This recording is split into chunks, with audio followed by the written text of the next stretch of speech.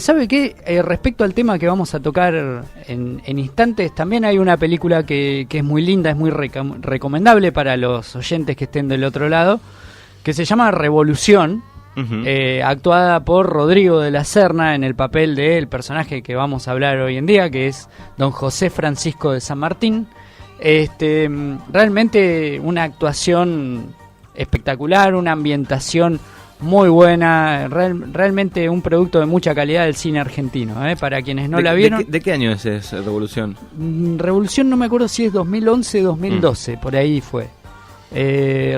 Yo me tocó verla en cine, tiene momentos muy emotivos, la parte de la arenga de San Martín antes de la batalla de Chacabuco es a un nivel discursivo fenomenal, Bueno, y después hay otra más nueva, ¿no? ¿O estoy errado yo? ¿Hay una de Darín, no? Hay una que Echarri actúa de San Martín, que creo que es sobre la entrevista de Guayaquil que sostuvo San Martín con Bolívar.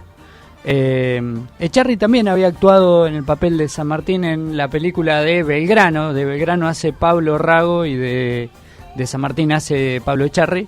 Realmente una buena interpretación sobre el papel del Libertador, ¿no? Que a uno le parece no es sopa, ¿no? Tener que encarnarse en el papel de semejante figura, ¿no? Y debe ser difícil, ¿no? Tal vez para personajes como, no sé, Echarri, Darín, digamos, será más fácil, ¿no? Siendo actor, pero uno lo piensa y bueno, mira lo que te toca. Totalmente, ninguna duda. Bueno, tema del día de hoy, San Martín. Exactamente, sí, 25 de febrero de 1778 es la fecha de nacimiento de, digamos, el principal protagonista de nuestro panteón de héroes patrios, ¿no?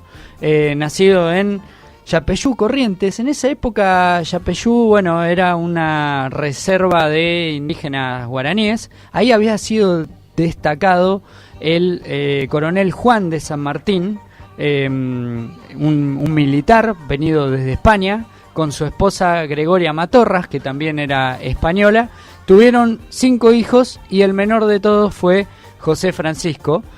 Aunque, Manu, en los últimos años ha surgido una especie de polémica sobre la afiliación verdadera de San Martín. Hay como una especie de, llamémosle, leyenda urbana sobre los orígenes del Libertador, ¿no? Esta leyenda tiene que ver un poco con, digamos que el color de la piel de San Martín no se correspondía con el color del español puro. Es más, los enemigos de San Martín hablaban en términos despectivos de él como el indio, o aparece mencionado en las crónicas de Rivadavia, un gran enemigo de San Martín, como ese mestizo, ¿no? Como que aludiendo ahí a que en el origen de San Martín había algo extraño. Luego se armó una especie de mito popular diciendo que en realidad José Francisco no era hijo de Juan de San Martín, sino de un amigo de Juan de San Martín llamado Diego de Alvear. Diego de Alvear era un militar español que en la Mesopotamia habría tenido una concubina indígena guaraní llamada Rosa Guarú, que el hijo habría sido José Francisco, que fue adoptado como propio por la familia San Martín, que le habría dado el apellido. Ese es hablamos de mito o de leyenda porque en realidad no está comprobado. No hay absolutamente nada comprobado. Es simplemente una leyenda que habría contado la hija de Carlos María de Alvear, que fue amigo en primera instancia y luego enemigo de San Martín. Por lo tanto, puede haber algo de intencionalidad, ¿no?, en esa leyenda que se armó. La cuestión es que el Libertador nació en esa casa de Yapeyú, que hoy en día, si bien con el tiempo se deterioró y se vino abajo, en Yapeyú construyeron como una especie de galpón o de tinglado para resguardar la parte de la casa que queda, que es los cimientos y un poco más. Está hecha como de una especie de piedra de color oscuro. Bueno, esa fue la casa donde nació José Francisco de San Martín. La verdad que él estuvo muy poquito tiempo en el país, ya que a los 6 años su padre es destinado en un regimiento de España, por lo tanto toda la familia se va rumbo a lo que en ese momento era la madre patria, ¿no? Entonces San Martín toda su infancia y su adolescencia la va a desarrollar en España. Es más, eso le va a quedar totalmente grabado en el acento. Habla aparentemente la dicción que tenía San Martín muchos años después de haber vuelto a tierras del Río de la Plata. Parece ser que el acento no se le fue nunca más y hablaba como un gallego, ¿sí? Como un español. Es más, muchos... eso fue Yo creo que a mí me pasaría eso igual, ¿eh? Sí, porque eso... si iría a España estaría 2 años, 3. es que ocurre, hasta acá en las provincias del interior, ¿no? Escuchás un cordobés un rato y después se te pega. Sí, sin ni hablar, vos, ¿no? si te gusta y lo empezás a imitar, a hablar un poco, se te pega. Totalmente. Fíjate el boom que hubo después de, no sé, de alguna serie como La Casa de Papel, bueno. Sí. Muchos hablando en gallego. En gallego criollo, ¿no? Sí. Hay una mezcla. Bueno, la cuestión fue que San Martín hizo sus primeros estudios en España y muy tempranamente, a la edad de 12 años, entró como cadete del ejército, ¿no? Por lo tanto, ya era como que su vida iba a estar predestinada por las armas. España en ese momento estaba en medio de las guerras napoleónicas, por lo tanto el bautismo de fuego lo tuvo a una edad muy, muy temprana. A los 15 años ya participó de su primera batalla, ¿no? Lo cual es estremecedor, y con la naturalidad que se vivía en esa época, que chicos tan jóvenes salieran a jugarse la vida a un campo de batalla. Increíble, ¿no? Bueno, la cuestión es que, al parecer, desde muy temprana edad ya mostraba cierto potencial para el mando, para trazar estrategia, y rápidamente le fue asignado un pelotón de soldados, y al parecer ya sobre los 18 años tuvo un primer logro militar muy importante, que fue, al mando de una partida de 20 hombres, logró derrotar a un pelotón del ejército inglés que era de 100 hombres. Por lo tanto, eso ya les dio sus primeras condecoraciones. Fue empezado a ser considerado para una futura promoción a cargos más altos dentro del ejército. Recibió una medalla luego de su actuación en la batalla de Bailén, que fue una batalla muy importante de España contra los invasores franceses. Por lo tanto, él tuvo una carrera meteórica y de mucho ascenso en el ejército español. Pero cuando tuvo noticias sobre las revoluciones de independencia latinoamericana, ahí al parecer a José le empezó a cambiar el pensamiento, pidió la baja del ejército de España y se mudó hacia Londres. En Londres de esa época, de inicio del siglo XIX, estaba muy en boga toda la cuestión de las logias masónicas, ¿sí? Las logias eran como una especie de grupos secretos, tenían ciertos ritos de iniciación, no se dejaba entrar a cualquiera, había que superar ciertas pruebas. La masonería tenía toda una serie de rangos según ciertos saberes y valores que demostraban sus integrantes.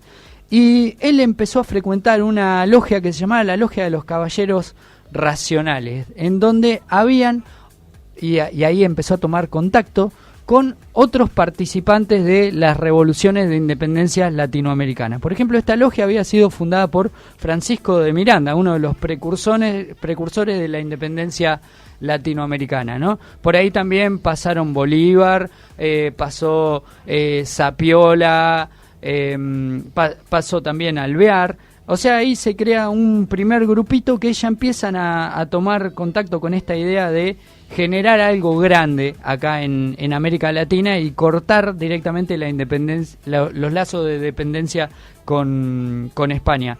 Por ejemplo, ahí San Martín toma contacto con un diplomático británico que le acerca un plan conocido como el Plan Maitland. Maitland había sido el ideólogo de este plan, que era apoyado por Inglaterra y que consistía en avanzar con un contingente importante de tropas desde Chile, por un lado, y desde el otro, desde la Nueva Granada, lo que actualmente es Venezuela, Colombia, o sea, de la parte norte de Sudamérica, y converger al unísono sobre Lima. En ese momento, Lima era el centro del poder realista en América, era la ciudad más importante que tenían las colonias americanas, la de mayor riqueza, la de mayor fortaleza política, por lo tanto era el núcleo del poder realista y era el objetivo máximo. Entonces San Martín ahí ya toma contacto con esta idea y después va a ser vital para el plan que él va a tramar en suelo americano. Así que en enero de 1812, San Martín toma junto a Sapiola y Alvear, sus compañeros dentro de la logia, un barco conocido como la fragata Canning, y luego de 60 días de navegación... 60 días de navegación. 60 días, 2 meses desde Londres hasta Buenos Aires, terminan llegando hacia el puerto y eso consta en la Gaceta de Buenos Aires, ¿no? Que habla de un grupo de militares que se habían conocido en Europa y que venían con el objetivo de fortalecer la independencia. O sea que San Martín fue recibido, por así decirlo, con bombos y platillos, se esperaba mucho de él y bueno, rápidamente el Libertador empezó a mostrar sus credenciales, ¿no? Así que estamos más o menos en el 1800...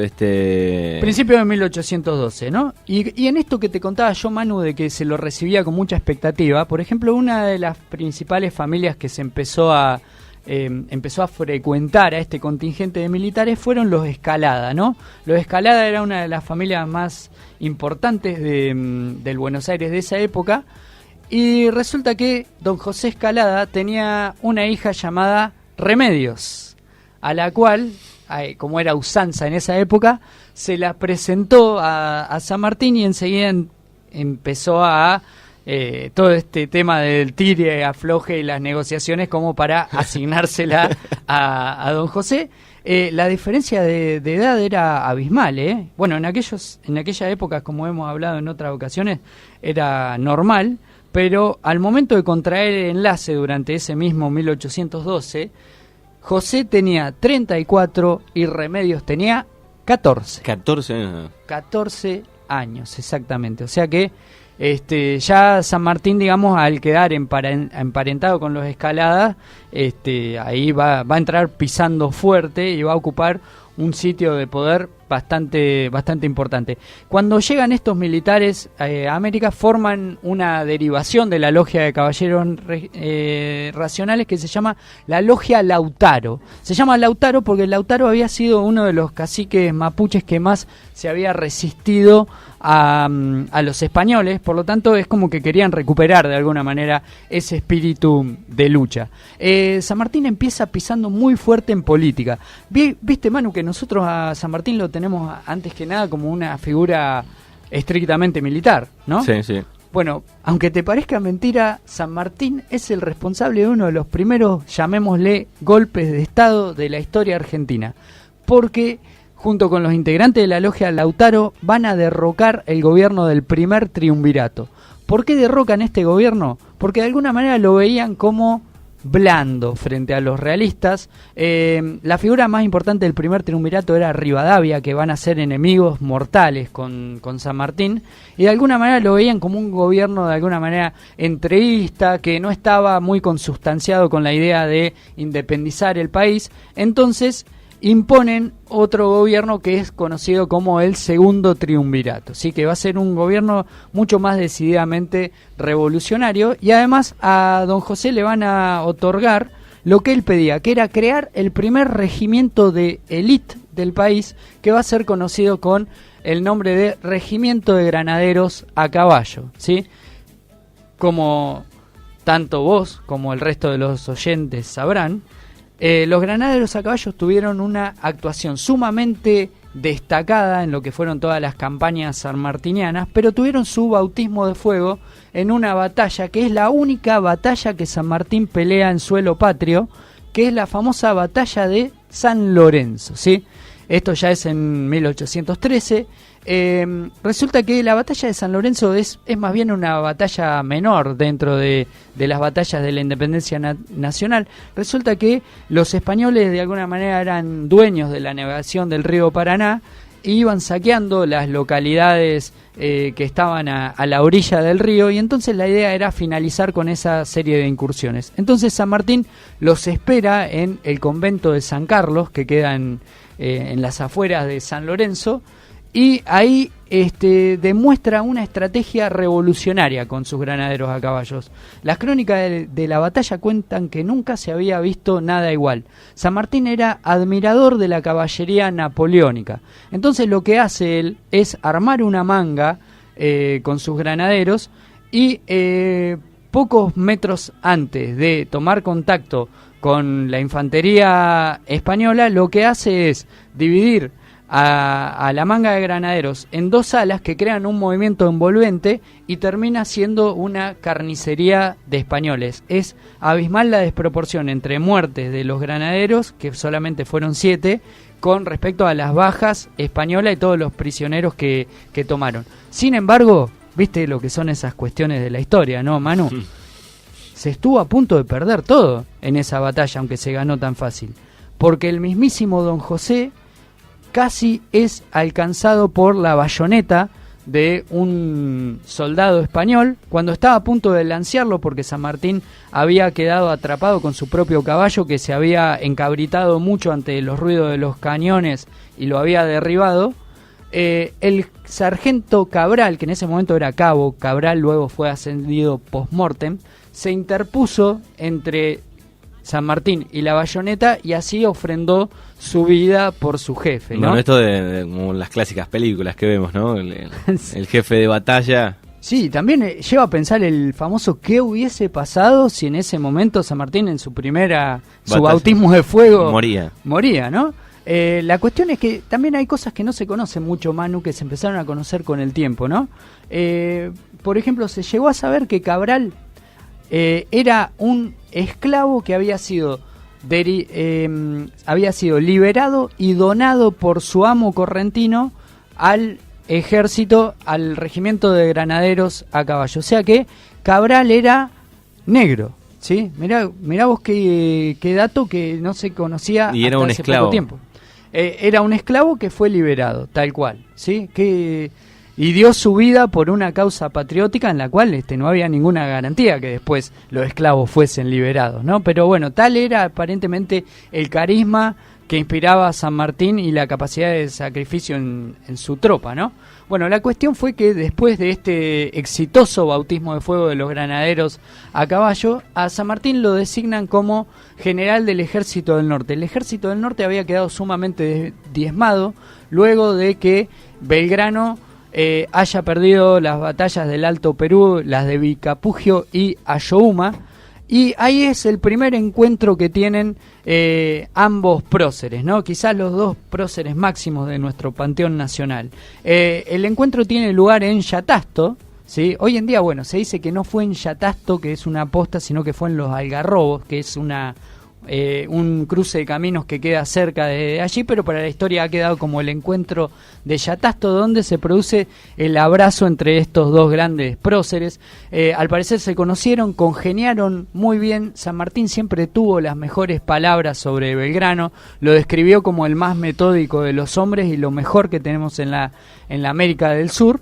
Y bueno, una vez que le cede el mando Belgrano a San Martín del Ejército del Norte y conferenciaron, es como que de alguna manera San Martín se convenció de que para llegar a Lima el Alto Perú era terreno minado, ¿sí? Las dificultades geográficas, el hecho de que la mayoría de los criollos del Alto Perú, en vez de estar del bando patriota, estén del bando realista porque económicamente les convenía mucho más, hicieron que San Martín desista de pasar por el Alto Perú, o sea, lo que hoy es Bolivia, y entonces le deja a Güemes encargada la defensa de la frontera norte, y ahí es donde ese diagnóstico que él hace sobre la realidad del ejército y el plan Mayland que él había conocido en Inglaterra, lo llevan a reforzar la idea de que el único camino posible para derrotar a los realistas es pasar a Chile y desde ahí a Perú. Entonces, San Martín tiene una conferencia con Pueyrredón, que en ese momento era el director de las Provincias Unidas, y entonces le pide la gobernación de Cuyo, o sea, lo que son actualmente las provincias de Mendoza, San Juan y San Luis, y a partir de instalarse en Mendoza empezar a preparar lo que es conocido como el Ejército de los Andes, ¿no? Bueno, y ahí habla con ¿cómo era con el último que nombraste? Pueyrredón. Con Pueyrredón. Que era el director general de las Provincias Unidas, o sea, el que mandaba en ese entonces. Bueno, ¿no? ¿y organizan ahí ya el cruce o cómo es? Exactamente, ya se empieza a ponerse en vistas, pero sabía que iba a ser una tarea faraónica, ¿no? Porque era un desafío enorme. Vos fijate que Napoleón Bonaparte, uno de los grandes generales de la historia, o también Aníbal, el cartaginés, habían cruzado los Alpes y se los había tomado como misiones imposibles, y eso que son montañas mucho más pequeñas que lo que son los Andes, y lo habían hecho con mucho más recursos. San Martín aparentemente no solamente fue un genio en el campo de batalla, sino que también fue un genio de la logística. Fue impresionante cómo llevaba la cuenta de hasta la última mula, el último fusil, tenía diagramados todos los números de qué cosas necesitaba y se puso rápidamente manos a la obra. Instaló un campamento militar que es conocido con el nombre del Plumerillo en las afueras de Mendoza. Se contactó con los exiliados chilenos que habían sido derrotados y expulsados por los españoles y comenzó a preparar lo que fue conocido como el Ejército de los Andes. Más o menos la tarea de preparación de la expedición libertadora hacia Chile le tardó más o menos 1 año y medio.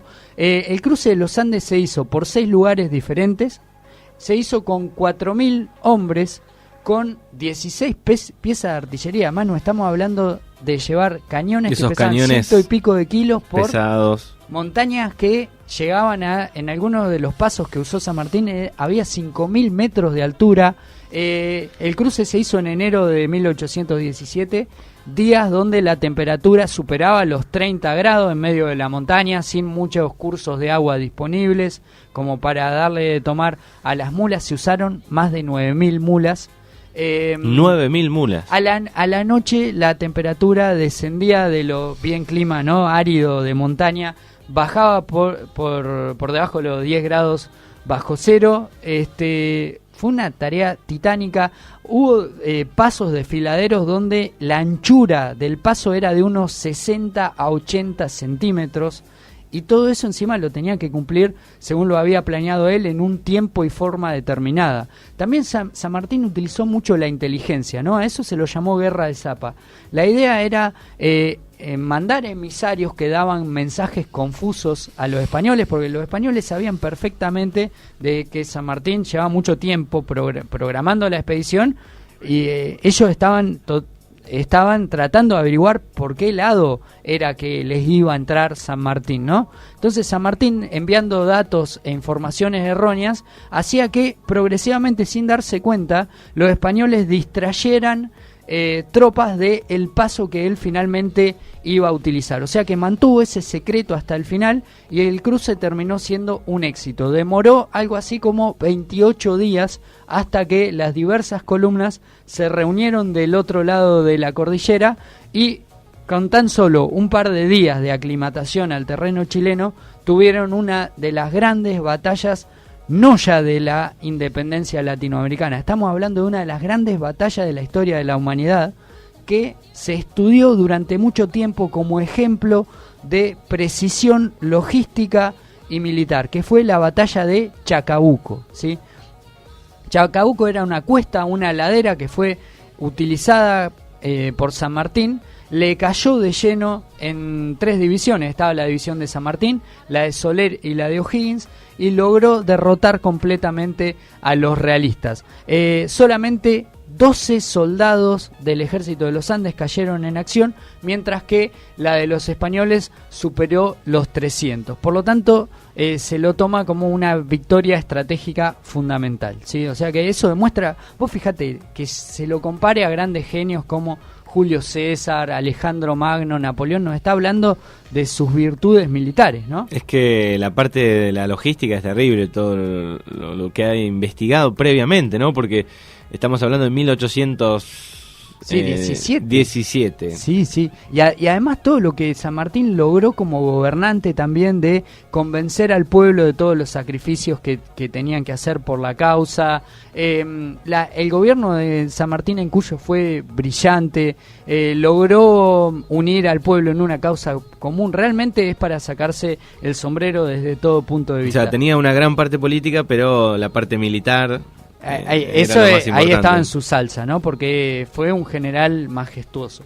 Luego de una derrota en donde el ejército de los Andes es tomado por sorpresa, que fue el desastre de Cancha Rayada, finalmente, un año más tarde, en 1818, ya tuvo lugar la batalla definitiva de la independencia chilena, que fue la batalla de Maipú, ¿sí? Donde San Martín derrota completamente a los realistas, toma Santiago, y a partir de entonces ya se empieza a preparar la expedición marítima hacia el Perú. Pero, ¿sabes, Manu? En el mismo momento en el que San Martín estaba con la cabeza puesta en su plan continental, ¿sabes qué órdenes le daban desde Buenos Aires el gobierno central porteño? Las órdenes era que vuelva a cruzar la cordillera y que se vaya hasta la zona del litoral para reprimir a los caudillos federales que se habían levantado en contra del gobierno unitario. Ahí San Martín dice una de sus frases célebres, que es: mi sable no derramará sangre de un hermano. O sea, como queriendo decir que él en los conflictos civiles no se iba a meter. No. Los porteños acusaron a San Martín de traidor y también lo acusaron de haberse robado un ejército para otra causa. Lo que pasa es que San Martín tenía una visión mucho más amplia. San Martín no tenía el concepto de patria chica, es decir que la idea de San Martín no era que en Sudamérica surgiesen una multiplicidad de países. Él hablaba de patria grande, él hablaba de americanos en general, y nunca hubiese querido que las colonias se armasen como una especie de rompecabezas. Él soñaba con una patria integrada, ¿sí? Como también lo soñó Bolívar en su momento. Bueno, el devenir político hizo que surgiesen una serie de países todos independientes entre sí, con los mismos problemas, ¿no? Pero tal vez hubiese terminado, Sudamérica...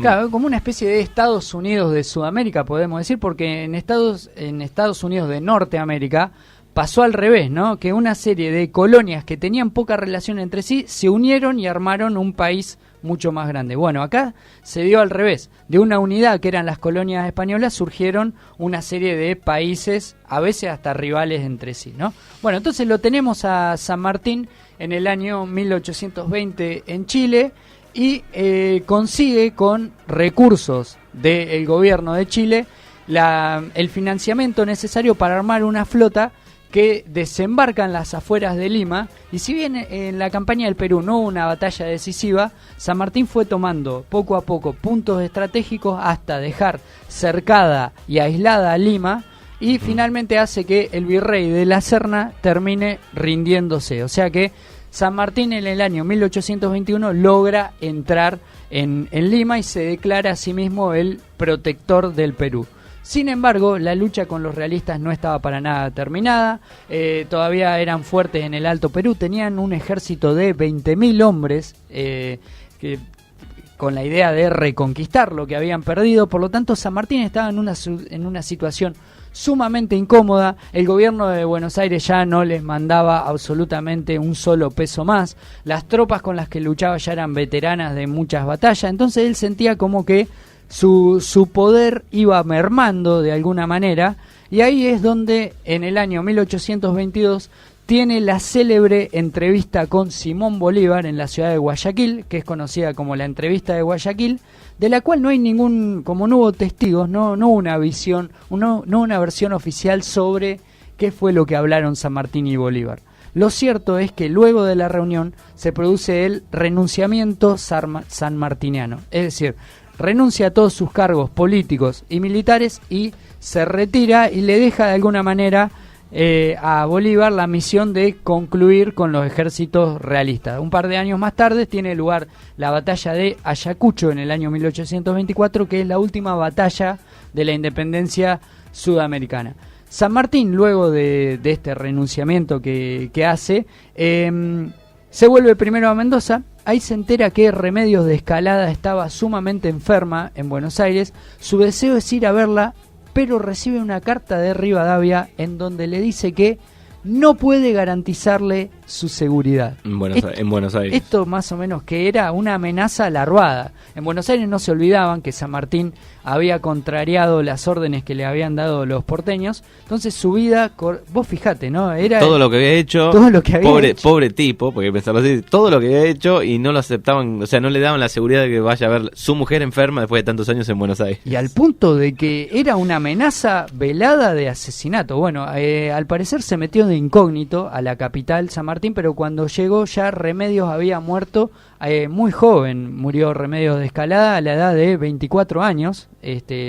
Se vieron muy poco. La vida matrimonial de San Martín fue muy efímera. Remedios, mientras San Martín estaba preparando el ejército de los Andes, le dio a su única hija, que se llamaba Merceditas, ¿sí?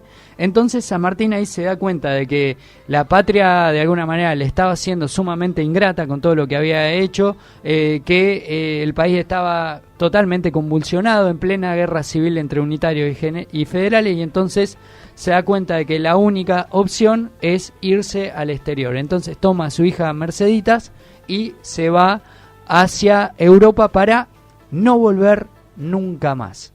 Primero se instaló en Bruselas, más tarde se instaló en París. En el año 1829, cuando la Argentina estaba terminando la guerra contra el Brasil, él tuvo la idea de venir a colaborar, pero la cuestión fue que cuando estaba en el puerto de Montevideo, llega la noticia de que Lavalle, el líder de los unitarios, había fusilado a Dorrego, el líder de los federales, y nuevamente el país estallaba en 1000 pedazos. Por lo tanto, no quiso en ese contexto volver a pisar el suelo patrio, por lo tanto se volvió a Francia, y de ahí no hubo ningún intento más de San Martín por volver a su tierra patria. Lo único que pidió en su testamento fue que su corazón descansase en Buenos Aires. En su testamento también, por ejemplo, le legó su sable, el sable de las campañas que realizó en las guerras de la independencia, a Juan Manuel de Rosas. En ese momento Rosas había resistido una invasión conjunta de Inglaterra y de Francia, entonces San Martín es como que de alguna manera lo veía como un continuador suyo en la lucha contra las potencias extranjeras, ¿no?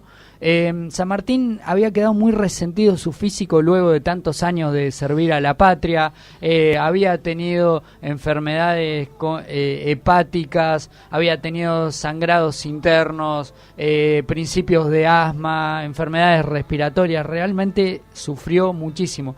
Por ejemplo, se dice que en la campaña de los Andes hasta tuvo que fumar opio para soportar los dolores. La cuestión fue que el físico le empezó a pasar factura. También se quedó ciego luego de una catarata. En ese momento para las cataratas no había operación ni nada por el estilo, por lo tanto fue una ceguera progresiva. Y finalmente el 17 de agosto a las 3 de la tarde en el pueblo de Boulogne-sur-Mer termina falleciendo en presencia de su hija Merceditas y Mariano Balcarce, que era su yerno. 30 años más tarde de su muerte, en el año 1880, sus restos van a ser repatriados y descansan en la Catedral de Buenos Aires, como uno puede apreciarlo e ir a rendirle honores hoy en día, ¿no? Bueno, a los 72 años. 72 años, exactamente. Bueno, qué increíble, ¿no? Pensar en esta gente, todos los que había en esa época, cómo luchaban por la patria, qué vida, todo lo que sucedió en la vida de San Martín, ¿no? Una vida a pura intensidad, prácticamente es como que no tuvo momento de relajación, de descanso.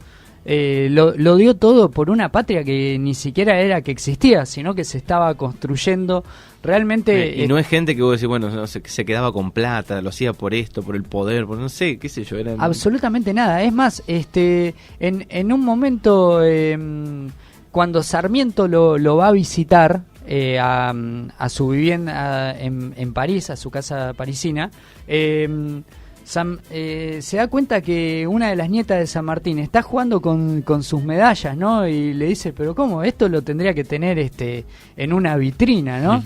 Y dice, la nena estaba llorando mientras jugaba y dice, ni siquiera sirven para entretener a los niños, ¿no? Como diciendo que él no quería ninguna medalla, no le daba importancia. Ningún honor, realmente alguien que dio todo por la patria en el sentido más amplio de la palabra, ¿no?